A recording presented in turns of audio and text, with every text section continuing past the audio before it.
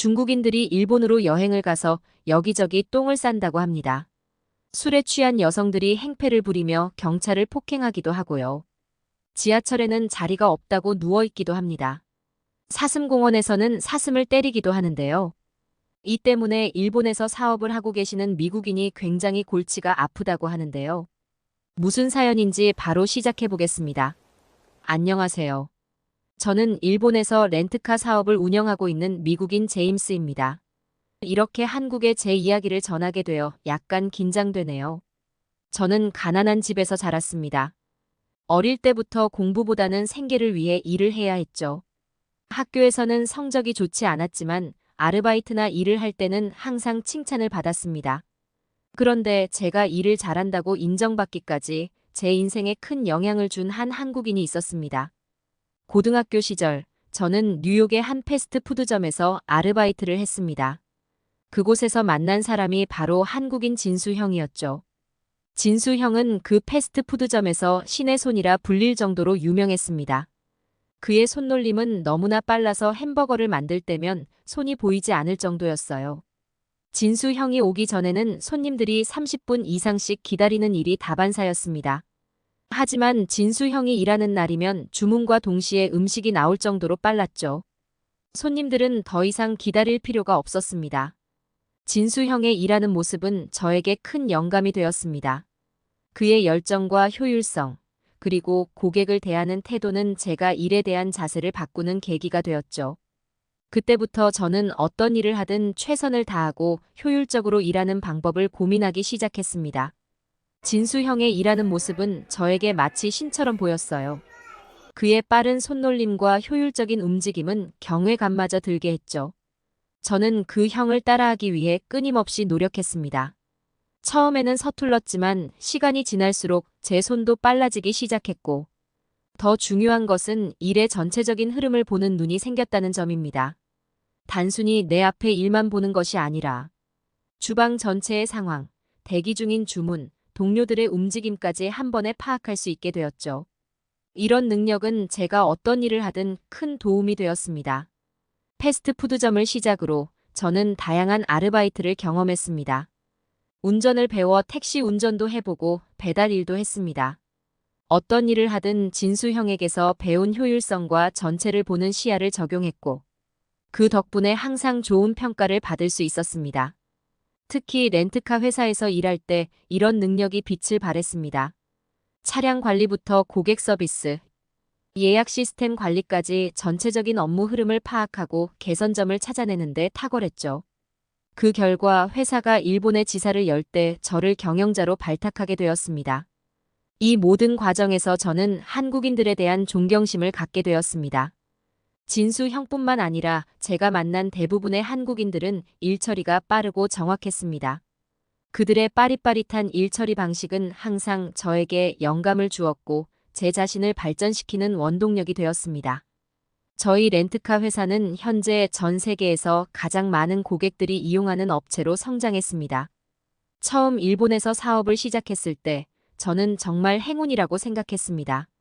경제적으로 발전한 일본은 렌트카 사업을 하기에 최적의 환경이었거든요. 일본에서의 사업 시작은 제 인생의 큰 전환점이 되었습니다. 물론 초기에는 언어 장벽과 문화적 차이로 인한 어려움이 있었습니다. 예를 들어 비즈니스 미팅에서의 예의 범절, 명함 교환의 중요성, 의사 결정 과정의 차이 등 작은 부분에서부터 큰 부분까지 많은 것들을 새롭게 배워야 했죠. 하지만 이러한 과정이 오히려 저를 더욱 성장시켰다고 생각합니다. 일본 고객들의 특성은 저를 놀라게 했습니다. 그들의 정확성과 세심함은 정말 대단했어요. 예약 시간을 분 단위로 지키고 차량을 사용한 후에는 거의 새 차와 다름없이 깨끗하게 반납하는 모습을 보며 감동받았습니다. 이런 고객들의 태도 덕분에 차량 관리와 일정 조율이 훨씬 수월해졌고, 이는 곧 서비스 품질 향상으로 이어졌습니다. 우리 회사가 빠르게 성장할 수 있었던 비결 중 하나는 일본 문화에 맞춘 세심한 서비스 제공이었습니다. 단순히 차를 대여해주는 것에 그치지 않고 일본 문화의 특성을 고려한 서비스를 제공했죠. 예를 들어 모든 차량에 고품질의 일본식 슬리퍼를 비치했습니다. 일본의 사계절에 맞춘 차량 준비도 우리의 성공 요인 중 하나였습니다. 봄에는 벚꽃 구경하기 좋은 컨버터블 차량을 많이 준비했고, 여름에는 에어컨 성능이 뛰어난 차량을, 겨울에는 스키장 가기 좋은 사륜구동 차량을 늘렸습니다. 또한 각 계절별로 차량 내부에 계절꽃 장식이나 계절 과일을 비치하는 등의 노력을 기울였죠. 이런 세심한 준비가 고객들의 만족도를 크게 높였습니다. 물론 사업을 운영하면서 어려움도 많았습니다. 일본의 엄격한 규제와 복잡한 행정 절차는 때로는 저를 힘들게 했습니다. 예를 들어 차량 등록 절차, 보험 관련 규정, 정기 점검 요구사항 등이 매우 까다로웠죠. 하지만 이런 규제들을 지키면서 오히려 우리 서비스의 안전성과 신뢰도를 높일 수 있었어요. 우리 렌트카 회사의 주 고객층 중 하나가 바로 한국인 관광객들입니다. 한국과 일본의 지리적 근접성, 그리고 일본의 대중교통이 한국만큼 촘촘하지 않다는 점 때문에 많은 한국인 관광객들이 렌트카를 선호하시는 것 같아요. 한국인 고객들은 우리 회사 직원들 사이에서 특히 호평을 받고 있습니다. 그들은 차량을 깨끗하게 사용하고 반납 시간을 잘 지키는 등 전반적으로 규칙을 잘 준수해요. 이러한 태도는 일본인 고객들과 비슷한데 두 나라 모두 예의와 규칙을 중요시하는 문화적 배경이 있기 때문이라고 생각합니다. 이런 점들이 우리 회사의 서비스 운영을 훨씬 수월하게 만들어주고 있죠. 한국인 고객들의 꼼꼼한 여행 계획 습관도 인상적입니다. 대부분의 고객들이 렌트카 예약부터 반납까지의 일정을 미리 잘 조율해 오시는데 이는 우리가 더 나은 서비스를 제공할 수 있게 해주는 요인이 됩니다. 우리는 한국인 고객들의 특별한 요구사항에도 적극적으로 대응하고 있습니다. 예를 들어 한국어 내비게이션 시스템을 구비해 두고 있으며 쉽게 차량을 렌트할 수 있도록 시스템을 개선했어요. 이러한 세심한 서비스 덕분에 한국인 고객들의 만족도가 높아졌고 입소문을 타고 더 많은 한국인 고객들이 우리 회사를 찾게 되었죠. 물론 가끔은 문화적 차이로 인한 작은 오해들도 발생하는데요. 일본의 교통규칙이나 주차 시스템이 한국과 다른 부분이 있어 처음에는 어려워하시는 분들도 계십니다. 하지만 우리 직원들이 친절하게 설명해드리면 대부분 빠르게 적응하시는 모습을 보여주십니다. 한국인 고객들의 피드백은 우리 서비스를 개선하는 데 큰 도움이 되고 있어요. 예를 들어 한국인들이 자주 방문하는 관광지나 맛집 정보를 정리해서 제공하기 시작했는데 이는 고객 만족도를 더욱 높이는 데 기여했어요. 한국인과 일본인 고객들을 주로 상대하면서 우리는 상대적으로 안정적이고 예측 가능한 서비스 환경을 유지할 수 있었습니다.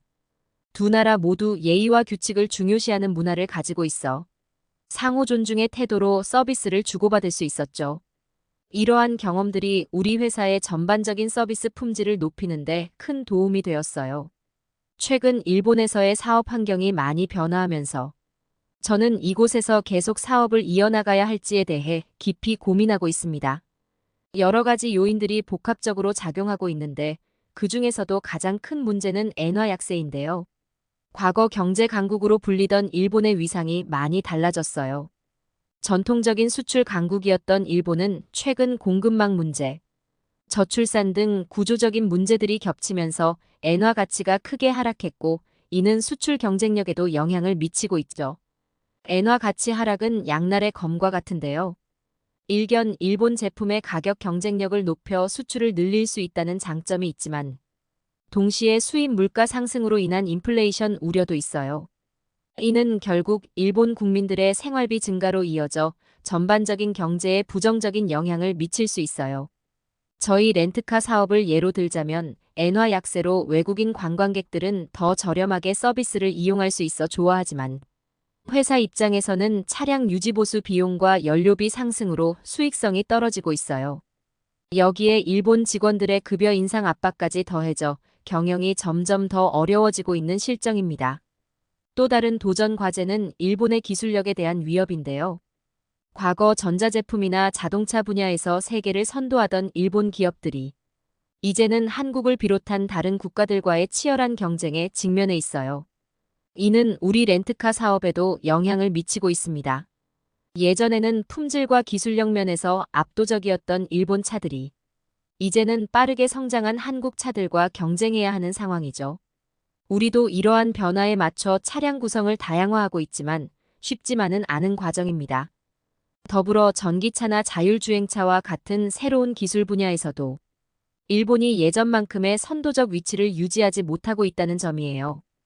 우리 회사도 이러한 변화에 발맞춰 새로운 서비스를 개발하고 있지만 이에 따른 투자 비용이 상당해요.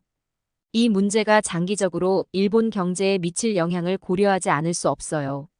두 번째는 중국인들이 일본으로 여행을 오는 관광객이 많아지면서예요. 최근 엔화 약세로 인해 일본을 찾는 중국인 관광객이 늘어나고 있어요. 하지만 실제로 일본에 와서 돈을 많이 쓰는 사람은 그리 많지 않더라고요. 렌트카 이용에 있어서도 문제가 많았어요. 대부분 가장 저렴한 옵션만 선택하고 이용 후에는 차 안에 쓰레기를 그대로 두고 가는 경우가 많았죠. 이런 문제 때문에 저희는 2달 전부터 중국인 고객들에게 쓰레기 보증금을 받기 시작했어요. 하지만 쓰레기 문제는 그나마 양반이었어요. 정말 믿기 힘든 일이 있었거든요. 한 중국인 고객이 차에다 대변을 놓고 간 거예요. 차량을 반납받았을 때 바닥이 너무 지저분해서 청소비를 요구했더니 그 고객이 소리를 지르며 화를 냈어요. 결국 경찰까지 출동하는 사태가 벌어졌죠. 나중에 청소를 하다 보니 비닐봉지에 똥을 싸서 차 안에 두고 간 거였어요. 정말 지금 생각해도 토할 것 같아요. 냄새가 너무 심해서 차량을 폐차해야 할 지경이에요. 이런 극단적인 사례 때문에 보증금 제도를 도입하게 된 거죠. 이런 경험들이 쌓이다 보니 중국인 고객들에 대한 인식이 많이 안 좋아졌어요. 물론 모든 중국인 고객들이 이렇게 행동하는 건 아니겠지만 이런 사례들이 있다 보니 저희 직원들도 중국인 고객을 대할 때 긴장하게 되더라고요. 중국인들이 렌트카에만 똥을 싸는 게 아니더라고요. 안타깝게도 그런 문제들이 여러 곳에서 발생하고 있다고 들었어요.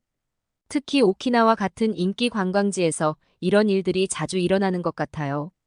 오키나와는 아름다운 해변과 깨끗한 환경으로 유명한 곳이잖아요. 많은 관광객들이 그 청정한 자연을 즐기러 가는데 바다에서 아무렇지도 않게 바지를 벗고 똥을 싼다고 해요. 그런 일이 일어났다니 정말 충격적이에요.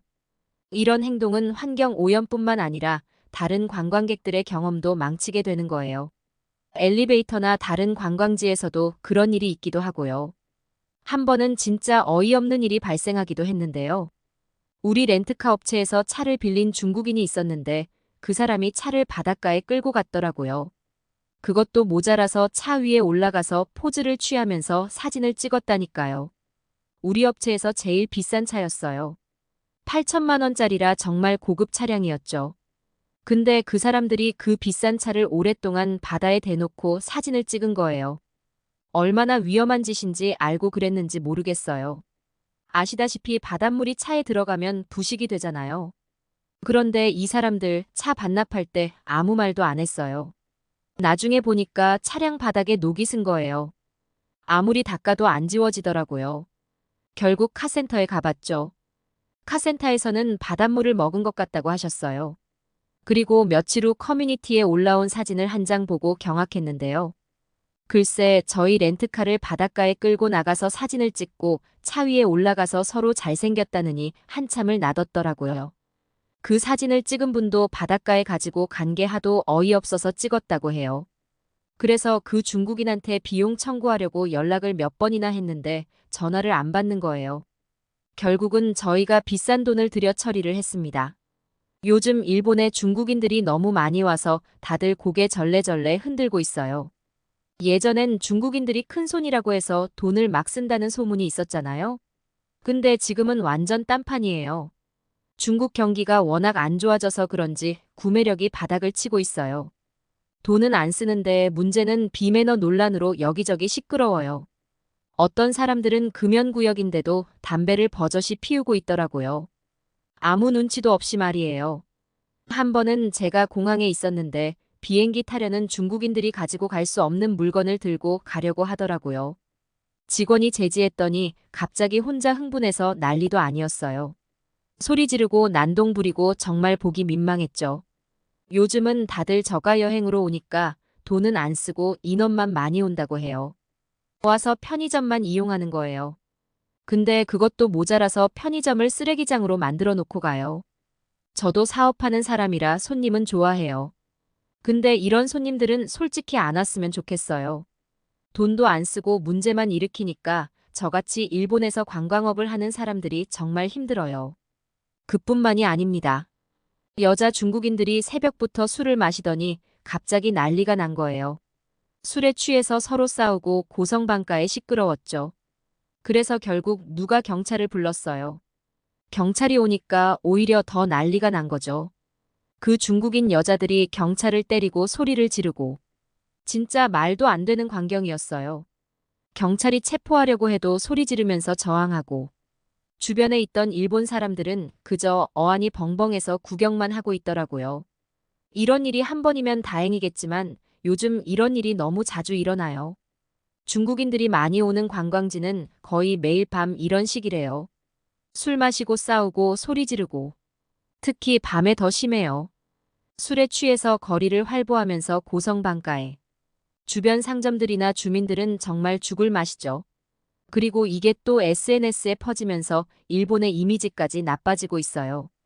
경찰도 이제는 중국인 관광객이 많은 지역에 특별 순찰을 돌 정도예요. 그만큼 문제가 심각하다는 거죠. 얼마 전에는 지하철에 중국인 때문에 경악한 일이 있었는데요. 갑자기 바닥에 누워버린 거죠. 그것도 한 명이 아니라 여러 명이요. 사람이 꽉 찬 지하철에 누워있으니 정말 당황스러웠죠. 일본 사슴공원에서 중국인들 때문에 또 문제가 생겼는데요. 나라 공원 같은 데 가면 사슴들이 자유롭게 돌아다니잖아요. 관광객들이 과자도 주고 사진도 찍고 그러는데 이게 말썽의 시작이었어요. 어떤 중국인 단체가 왔는데 사슴이 가까이 가니 그냥 때렸어요. 옆에 아이가 보고 있는데요. 사슴이 얼마나 정말 순한 동물인데요. 주변에 있던 관광객들은 완전 경악했다고 해요.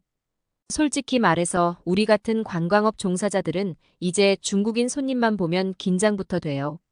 이번엔 무슨 일이 벌어질까? 하는 생각부터 드니까요. 이런 게 계속되면 관광업계가 큰 타격을 입을 것 같아 걱정이 듭니다. 그리고 제가 일본에서 가장 힘들었던 건 바로 일본인들의 앞뒤가 다른 태도예요. 제가 원래 성격이 확실한 걸 좋아하거든요. 뭐든 솔직하게 말하고 행동하는 게 편하다고 생각하는데 여기서는 그게 안 통해요. 처음에는 일본인들이 앞에서 예의 바르고 조용한 게 정말 좋았어요. 와, 이렇게 친절한 사람들이 있구나 하고 감탄했죠. 근데 시간이 지날수록 그게 다 겉모습이라는 걸 알게 됐어요. 앞에서는 저를 이해한다고 하고 동의하는 척 하는데 뒤에 가면 완전 딴소리를 하는 거예요. 얼마나 배신감이 드는지 몰라요. 저는 솔직하게 얘기했는데 상대방은 겉으로만 동의하고 속으로는 전혀 다른 생각을 하고 있었어요. 정말 답답해요. 뭐 하나 결정하려고 해도 앞에서는 네, 알겠습니다라고 하고선 실제로는 전혀 진행이 안 되는 경우가 많아요. 왜 그냥 처음부터 안 된다고 말을 하면 되는데 그걸 못하는 사람들이에요. 그리고 또 하나, 일 처리 속도가 너무 느립니다. 급한 일이 있어서 연락해도 잘 안 받아요. 메시지나 전화를 잘 확인 안 하는 것 같아요. 그리고 규칙 때문에 제가 큰 스트레스를 받았는데요. 저도 원래 원리 원칙 좋아하는 사람이에요. 근데 일본에 와서 보니까 이 사람들은 그냥 규칙에 미친 것 같아요. 예를 들면 얼마 전에 렌트카를 빌리려고 손님이 왔는데 예약했던 차량보다 조금 더 비싼 고급 차량을 빌리고 싶어 했어요. 변경이 되냐고 물었는데 글쎄 직원들이 안 된다고 하는 거예요. 차가 없는 것도 아니고 그 차는 고가라 렌트가 잘 되지 않는 차량이었거든요. 직원들은 예약한 차량 외에 다른 차량으로 변경은 안 된다고 했어요. 보다 못한 제가 가서 차량을 변경해주고 추가금을 더 받았던 일이 있었어요. 직원들은 규칙을 어기는 게 아니라 융통성이라고 설명을 해줘도 전혀 이해를 하지 못했어요. 정말 답답했습니다. 또 다른 일도 있었는데요. 비가 갑자기 많이 와서 우산을 안 가져온 손님이 우산을 빌려달라고 했거든요.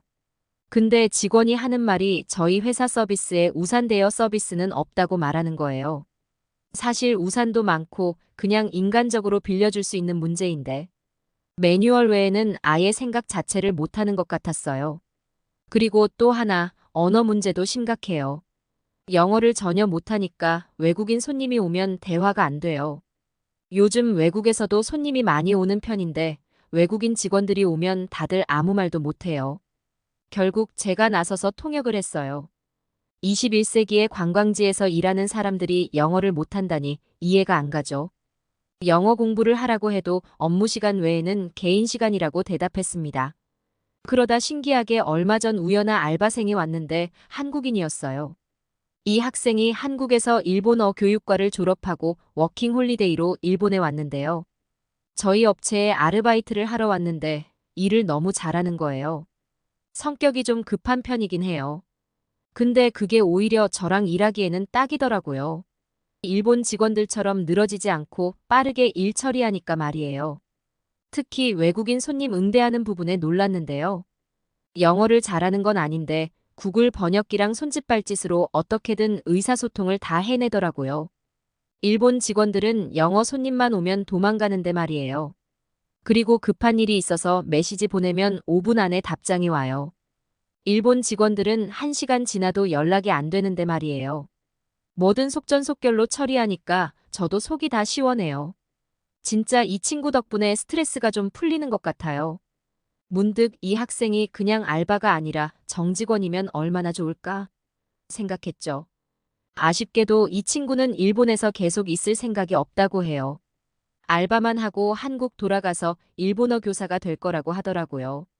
한국인 알바생을 보니 문득 고등학교 때 알바하면서 만났던 진수영이 생각났어요.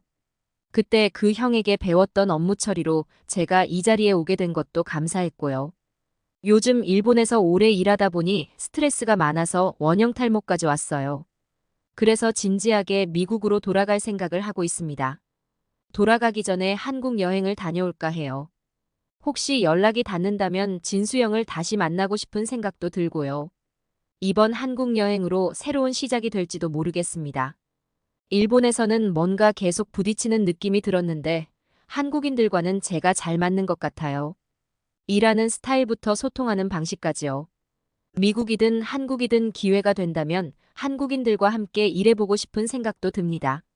이상 제임스 씨의 사연을 들어봤습니다. 정말 중국인들은 어디에서나 민폐 여행객이네요. 한국 제주도에서도 중국인들 때문에 몸살을 앓고 있다는데 정말 다른 사람에게 피해주는 여행객이 되지 않았으면 좋겠습니다. 이상 감동포착이었습니다.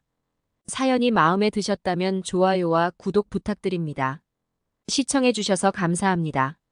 아니 저 사람 뭐야? 대낮에 제정신이야? 한 중국 남자가 대형마트의 냉장고 앞에서 발을 올리고 누워 있습니다. 한국인으로 보이는 한 가족이 경악을 하며 당장 중국을 탈출하기로 마음먹는데요. 무슨 사연인지 바로 시작해 보겠습니다. 안녕하세요. 저는 남도현이라고 합니다. 지금은 싱가포르에서 살고 있어요. 아버지는 한국분이시고 어머니는 중국계 싱가포르인이세요. 저의 외할아버지와 외할머니는 중국 푸젠성 출신이세요. 더 나은 삶을 찾아 싱가포르로 이주하셨죠. 당시 싱가포르는 급속도로 발전하고 있었고 많은 중국인들에게 기회의 땅으로 여겨졌어요. 외할아버지는 요리 실력이 뛰어나셨대요. 싱가포르에 도착하자마자 작은 음식점을 열었죠. 처음에는 고향의 푸젠 요리를 중심으로 시작하셨는데 점차 싱가포르 현지인들의 입맛에 맞춰 메뉴를 발전시켜 나가셨어요. 외할아버지의 요리 실력과 사업 수완이 빛을 발하기 시작했어요. 작은 음식점은 점점 입소문을 타고 유명해졌고 곧 체인점으로 발전했죠. 시간이 지나 싱가포르 전역에 지점을 둔 대형 레스토랑 체인으로 성장했어요. 이런 외할아버지의 성공 덕분에 저의 어머니는 풍족한 환경에서 자라실 수 있었어요. 외할아버지는 자녀 교육에 특별히 신경을 쓰셨대요. 어머니는 싱가포르에서 초등학교를 마치신 후 중고등학교 시절을 미국에서 보내셨어요. 미국 유학 시절 어머니는 우연히 한국 친구들을 만나게 되셨어요. 그들을 통해 한국 문화에 관심을 갖게 되셨죠. 한류가 세계적으로 유행하기 훨씬 전이었지만 어머니는 한국의 역동적인 문화와 음식에 매료되셨대요. 미국에서 대학을 졸업하신 어머니는 더 깊이 한국을 경험해보고 싶어 하셨어요. 그래서 대학원 진학을 위해 한국행을 선택하셨죠. 서울대학교 국제대학원에 입학하셔서 한국 경제와 문화에 대해 공부하셨어요. 어머니가 대학원에서 공부하시던 어느 날 예기치 못한 사고가 일어났어요. 캠퍼스에서 넘어지면서 얼굴을 심하게 다치셨죠. 응급실로 실려가 검사를 받았는데 광대뼈가 골절되었다는 진단을 받으셨어요. 수술이 필요한 상황이었고 어머니는 대학병원에 입원하게 되셨어요. 골절 수술을 받으셨지만 한쪽 광대뼈가 완전히 복원되지 않아 성형외과 진료도 함께 받게 되셨죠. 이때 성형외과 전공의로 근무하고 계셨던 분이 바로 제 아버지셨어요. 아버지는 평범한 가정 출신이셨어요. 부유하지는 않았지만 의사가 되겠다는 꿈을 위해 밤낮으로 공부하셨대요. 그렇게 의대에 진학하시게 되셨고 전공의로 근무를 하게 되셨어요. 어머니의 담당 의사였던 아버지는 매일 회진을 오셨고 퇴원 후 우연히 병원 안에 있는 카페에서 만나 이런저런 이야기를 나누게 되셨어요. 아버지는 처음부터 싱가포르인인 어머니가 한국어를 잘하는 게 신기하셨다고 해요. 그렇게 서로에게 싶은 인상을 남게 되셨어요. 퇴원 후에도 정기적으로 외래 진료를 받으러 오시면서 아버지를 뵙게 되었고요. 그렇게 어머니와 아버지는 사랑에 빠졌고 결혼을 하게 되셨어요. 결혼 후 아버지는 중요한 결정의 기로에 서게 되셨어요. 대학병원을 나와 개업을 할 시기였죠. 아버지의 많은 동기들이 이미 개원을 시작했고 외할아버지께서도 아버지의 병원 개업을 적극적으로 지원해 주시겠다고 하셨어요. 하지만 아버지는 신중하셨죠. 성형외과의 경쟁이 워낙 치열했기 때문이에요. 무턱대고 개원했다가는 큰 위험을 안게 될 거라고 생각하셨어요. 무엇보다 외가댁의 지원을 받아 개원하는 부분이 마음에 걸리셨던 것 같아요. 그렇게 아버지는 대학 선배의 병원에서 페이닥터로 일하기로 결정하셨어요. 안정적인 수입을 얻으며 경험을 쌓을 수 있는 좋은 기회였죠. 그리고 그 무렵 제가 태어났어요.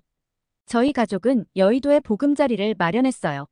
제 어린 시절의 추억은 대부분 이곳에서 시작되죠. 특히 여의도 한강공원은 제게 특별한 장소예요. 주말에 아버지가 자전거 타러 나가자는 말에 뒤도 안 돌아보고 뛰어나가기도 했어요.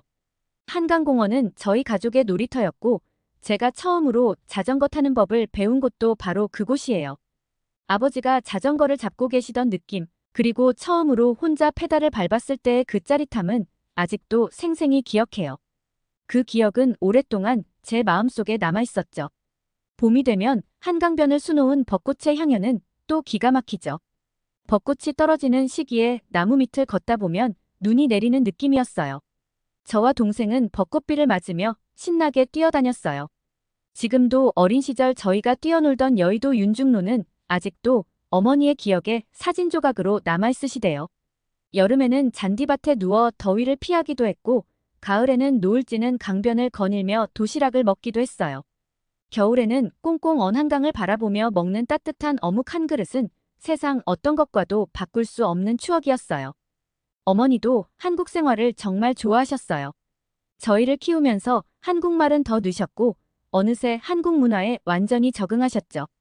가끔 외할아버지를 만나러 싱가포르에 가면 늦게 일 처리해주는 걸 보고 어머니는 속이 터진다고 하셨어요. 처음에는 언어와 문화 차이로 어려움도 있으셨지만 완전 한국 어머니가 되셨어요. 학원에 보내고 저녁에는 숙제를 봐주시고 가끔 동네 아주머니들과 만나 정도 나누기도 했고요. 한국에서의 삶이 어머니에겐 새로운 행복이셨죠. 친구들조차도 어머니가 싱가포르에서 왔다고 하면 안 믿을 정도로 한국인 아닌 한국인이 되셨어요. 아버지는 바쁘셨지만 주말마다 가족과 함께 시간을 보내셨어요. 근처 산으로 등산으로 가기도 하고 가끔 여의도 공원에서 열리는 문화 행사에 참여하기도 했죠. 우리 가족의 평화로운 한국 생활은 예상치 못한 제안으로 인해 큰 전환점을 맞이하게 되었어요. 제가 초등학교 3학년 다니던 무렵 아버지에게 뜻밖의 제안이 들어왔죠. 아버지의 지인분께서 사업 제안을 해오셨어요. 당시에 중국에서는 한류 열풍이 정말 대단했어요. 대장금의 인기를 시작으로 어마어마했죠. 대장금이 방송된 지 한참 지난 시기인데도 중국인들은 된장찌개를 안 해준다고 이혼을 하기도 했어요. 한국 드라마를 시작으로 K-팝의 인기 그리고 한국의 미용 기술에 대한 관심도 높아졌어요. 많은 중국인들이 성형수술을 받기 위해 한국으로 원정을 오고 있었고 이는 곧 중국 현지에서 한국 의료기술에 대한 수요로 이어졌어요. 아버지는 이 제안에 큰 관심을 보이셨어요. 그동안 안정적이지만 크게 성장하지 못했던 커리어에 새로운 도전이 될 수 있다고 생각하셨나 봐요. 어머니도 긍정적으로 생각하셨죠. 어머니가 중국어를 사용하실 수 있기 때문에 어머니와 아버지가 함께 운영을 하시면 가능하다고 생각하신 거죠. 하지만 간과하신 것이 있었어요. 어머니는 중국 계셨지만 실제로 중국에서 살아본 적은 없으셨거든요. 싱가포르에서 자라고 미국과 한국에서 공부하신 어머니에게 중국은 그저 조상의 나라일 뿐이었죠. 외할아버지와 외할머니는 우리가 중국으로 가는 것을 강하게 말리셨어요. 중국은 어머니 아버지가 생각하는 것보다 훨씬 복잡한 나라라고 걱정 어린 목소리를 하셨어요. 저와 동생은 밥을 안 먹으며 시위를 할 정도로 중국에 가기 싫었어요. 그럼에도 불구하고 부모님은 결국 중국행을 결정하셨어요. 새로운 기회에 대한 기대와 도전에 대한 열정이 컸나 봐요. 당시 저는 어렸기 때문에 이 결정의 의미를 완전히 이해하지 못했지만 지금 돌이켜보면 그때 부모님의 결정이 우리 가족의 삶을 완전히 바꿔놓았다는 걸 알 수 있어요. 사실 우리 가족은 한국에서 정말 행복하고 만족스러운 삶을 살고 있었어요. 어머니는 한국 문화에 완전히 적응하셨고 저 역시 한국에서 태어나 자란 한국 아이였죠. 지금 생각해보면 그때 안정된 삶을 뒤로하고 낯선 중국으로 떠난 것은 꽤나 위험한 결정이었던 것 같아요. 중국에서 생활을 하실 때 어머니는 그때 한국에 머물렀어야 하는데라며 후회 섞인 말을 자주 하시게 될 줄 몰랐던 거죠. 하지만 그 당시에는 새로운 기회에 대한 기대와 도전 정신이 우리 가족을 이끌었죠. 그렇게 우리는 익숙한 여의도의 삶을 뒤로하고 미지의 세계 청도를 향해 떠나게 되었어요. 저희 가족이 청도로 도착했을 때 처음엔 모든 것이 낯설고 어색했어요. 하지만 그 불안감은 오래가지 않았죠. 아버지의 병원이 문을 열자마자 놀라운 일이 벌어졌어요. 한국에서 온 성형외과 의사라는 소문이 곳곳에 퍼지면서 아버지의 병원은 순식간에 인기 명소가 되었거든요. 진료를 받기 위해 새벽부터 줄을 서는 사람들로 병원 앞은 매일 북적였어요. 당시 중국은 외모지상주의가 급격히 확산되던 시기였어요. TV에서는 연일 미인 선발 대회가 열렸고 많은 사람들이 외모 개선에 관심을 가졌죠. 이런 사회적 분위기 속에서 한국의 성형 기술은 하나의 로망이 되어 있었어요. 어머니는 매일 감탄하시며 이렇게 인기가 많을 줄 몰랐다고 하셨죠. 아버지도 처음에는 믿기지 않는다는 표정이셨어요. 한국에서는 경쟁이 치열해 힘들어하셨는데 여기서는 오히려 너무 많은 환자 때문에 진료 시간을 늘려야 할 정도였으니까요. 저 역시 부모님의 선택이 옳았다고 생각했어요. 한국에서는 볼 수 없었던 부모님의 활기찬 모습, 그리고 날로 번창해가는 병원을 보며 우리 가족의 미래가 밝아 보였거든요. 어머니도 중국어 실력을 발휘하며 병원 운영에 적극적으로 참여하셨어요. 중국어와 한국어의 유창한 언어 실력을 가진 어머니의 능력이 빛을 발하는 순간이었죠. 그렇게 우리 가족의 중국 생활은 예상보다 훨씬 순조롭게 시작되었어요. 부모님의 꿈이 하나둘 실현되는 것을 보며 저 역시 이곳에서의 새로운 삶에 대한 기대감이 커졌죠. 하지만 그때는 몰랐어요. 이 눈부신 성공이 우리 가족에게 어떤 변화를 가져올지, 그리고 중국에서의 삶이 앞으로 어떤 도전을 안겨줄지는요. 그저 그 순간의 행복과 성공에 취해 있었을 뿐이에요. 처음에 눈부신 성공도 잠시, 시간이 지나자 우리 가족은 예상치 못한 난관에 부딪히기 시작했어요. 아버지의 병원은 여전히 인기가 많았지만 그 인기가 오히려 독이 되기 시작한 거죠. 가장 큰 문제는 중국 고객들의 상상을 초월하는 요구사항이었어요. 어떤 환자는 수술을 원하는 대로 해줬음에도 불구하고 연예인의 얼굴처럼 되지 않았다고 환불을 요구하기도 했어요. 원판이 다르기 때문에 수술을 해도 어쩔 수 없다고 안내했지만 막무가내로 한국 연예인의 얼굴로 만들어달라고 하기도 했죠. 또 어떤 환자는 1년 후에 와서 유행이 달라졌다며 무상으로 재수술을 요구하기도 했어요. 심지어는 수술이 잘 되었는데도 병원비를 내기 싫어서 수술 결과가 마음에 들지 않는다고 깎아달라고 하는 경우도 있었어요. 그 환자는 나중에 자기의 SNS에는 수술이 마음에 든다는 내용을 올리기도 했어요. 어머니는 한숨을 쉬며 중국 본토 사람들이 이렇게 막무가내일 줄 몰랐다고 하셨죠.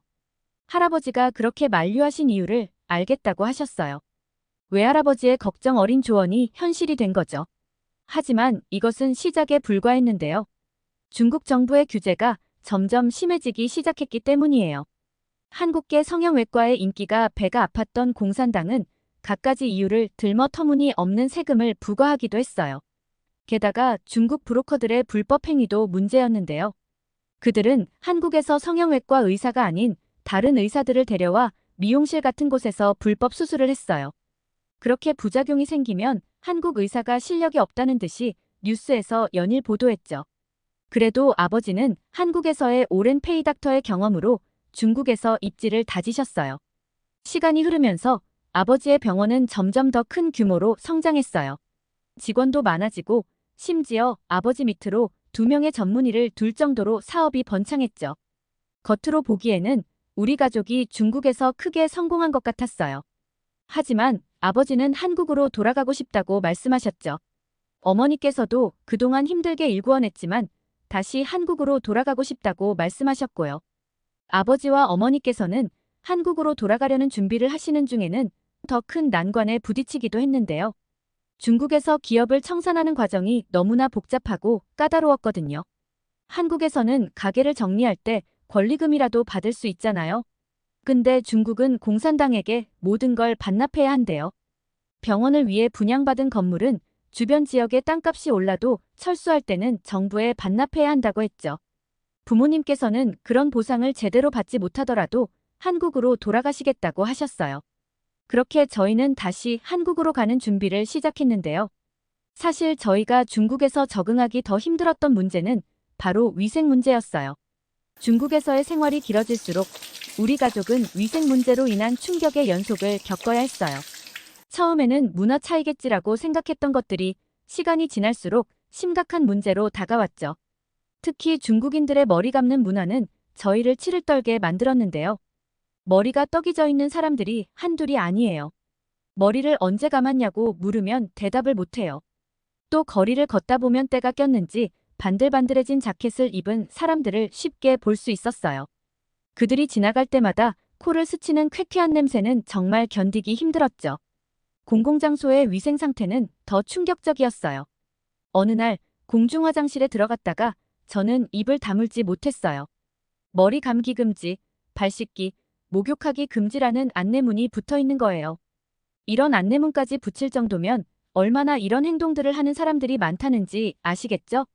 식당 위생도 심각한 문제였어요. 그래서 우리 가족은 되도록 집에서 식사를 해결하려고 노력했죠. 하지만 가끔 어쩔 수 없이 외식을 할 때면 바퀴벌레를 보고 비명을 지르는 동생 소리에 모두 식욕을 잃었던 적이 한두 번이 아니에요. 여름이면 상황은 더 심각해졌어요. 길을 걷다 보면 바퀴벌레 사체를 심심치 않게 볼 수 있었거든요. 약을 뿌려 죽인 것 같았지만 그 광경만으로도 불쾌감이 들었죠. 호텔도 예외는 아니었어요. 한 번은 가족과 함께 상하이 디즈니랜드에 가기 위해 5성급 호텔을 이용했는데 그때의 경험은 정말 충격적이었죠. 중국에서 호텔을 이용할 때 개인 수건을 챙기는 건 이제 우리 가족의 필수 준비물이 되었거든요. 그런데도 동생은 그 호텔에서 피부병을 얻어왔어요. 나중에 한국에서 뉴스를 보니 호텔 직원들이 변기솔로 컵을 닦고 한 장의 수건으로 바닥부터 변기까지 모두 닦았다는 거예요. 이런 경험들이 쌓이면서 우리 가족의 중국 생활은 점점 더 힘들어져 갔어요. 매일매일이 위생과의 싸움 같았죠. 손소독제와 물티슈는 우리의 필수품이 되었어요. 어머니는 밖에 나갔다 들어오면 저희에게 2~3번씩 샤워하라고 시키기도 하셨어요. 중국에서의 생활이 길어질수록 저는 중국인들의 중화 사상이 얼마나 깊이 뿌리 박혀 있는지 점점 더 실감하게 되었어요. 그 사상의 강도는 때로 저를 치를 떨게 만들 정도였죠. 다행히 저는 국제학교를 다니고 있어서 중국인들보다는 다양한 국적의 외국인 친구들과 더 많은 시간을 보낼 수 있었어요. 하지만 그럼에도 불구하고 학교 내 중국인 친구들의 이야기를 들을 때면 종종 놀라곤 했죠. 중국은 세계에서 가장 위대한 나라야. 우리 중국인만큼 대단한 민족은 없어 라고 해요. 이런 말을 들을 때마다 저는 속으로 한숨을 쉬었어요. 그들의 생각 속에는 중국과 중국인만이 우수하다는 믿음이 깊이 박혀 있었거든요. 이런 중화 사상은 단순히 자긍심의 차원을 넘어서 때로는 다른 나라의 역사와 문화를 왜곡하는 데까지 이어졌어요. 예를 들어 중국의 동북공정이나 한국 문화를 중국 문화라고 주장하는 행위들이 바로 그런 거죠. 사실 그들은 남의 것을 자기들 것이라고 우기는 이유가 실제로는 그렇게 대단하지 않다는 걸 알기 때문이에요. 그래서 더 크게 보이려고 안간힘을 쓰는 거죠. 중국에서 살다 보면 이런 문제로 불편할 때가 정말 많았어요. 다른 나라나 다른 국적의 사람들을 업신여기는 태도를 자주 목격했거든요.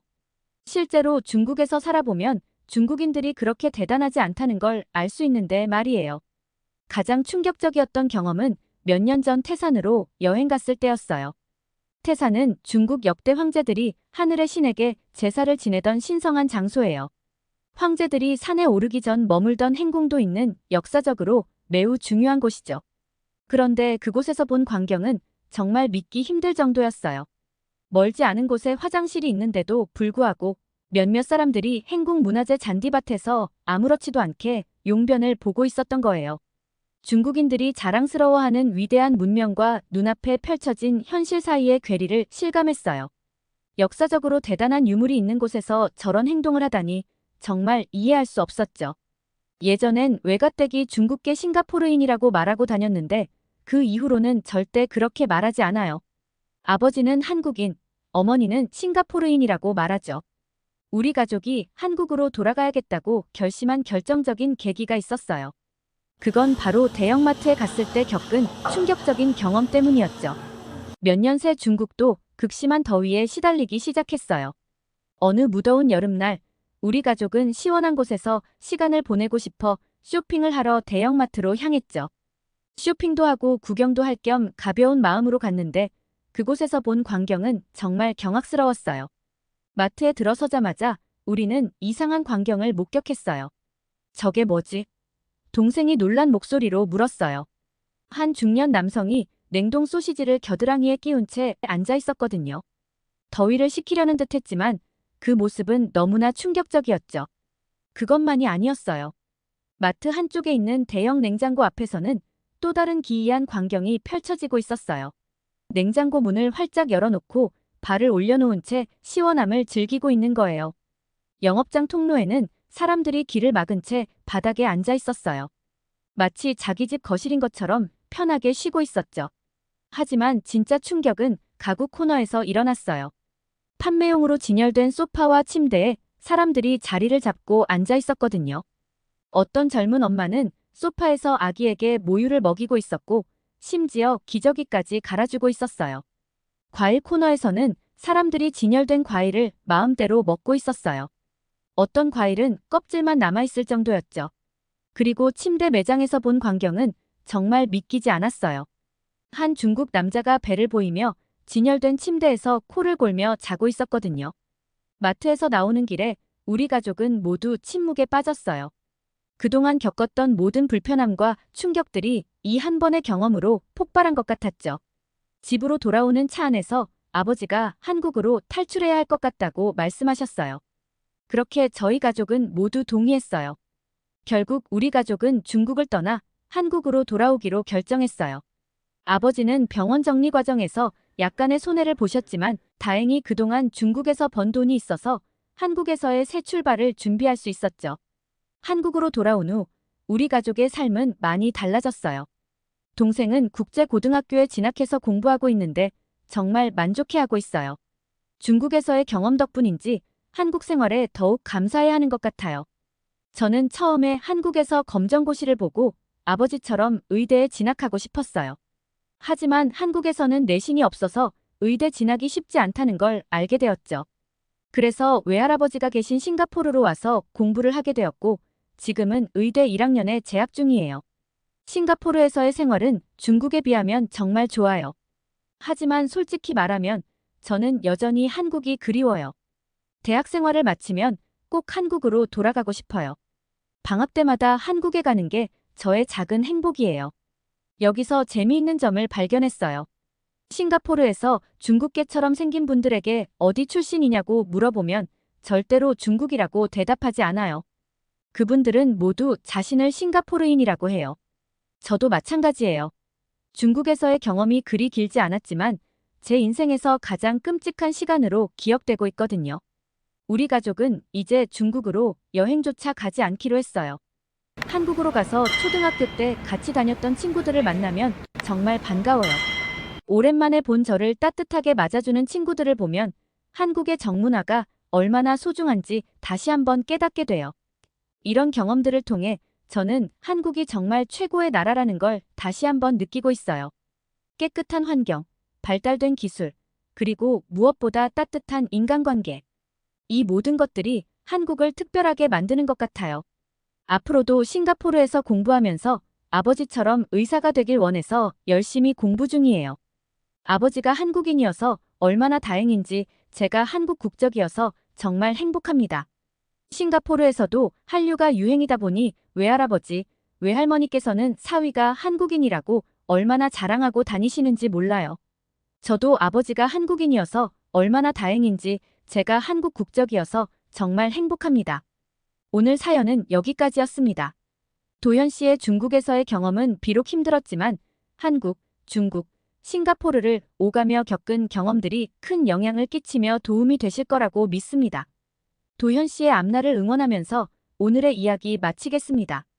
구독과 좋아요는 영상 제작에 큰 힘이 됩니다. 감동 포착이었습니다. 감사합니다.